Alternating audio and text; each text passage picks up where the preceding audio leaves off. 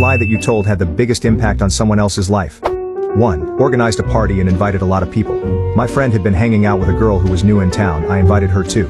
He was, and still is, short, chubby, hairy, rarely the smartest in the room, but an unimaginably kind and nice human being. She was pretty and hanging out in a group where guys heavily outnumber girls.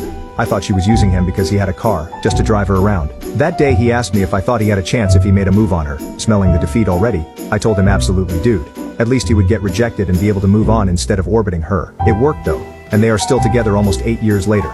He still thanks me sometimes for helping him make up his mind. 2. When I was in grade 8, my little brother asked me what extrapolation meant, and I told him it was the act of defecating out a window, and that in the olden days, it was standard practice for pilots as there were no facilities on wooden planes. Didn't think anything of it, until years later he came home furious. He was in high school math class and the question came up, so he raised his hand and proudly answered to the confusion of his peers. Whenever he got up to use the washroom for the rest of the year, people would tell him not to extrapolate. 3.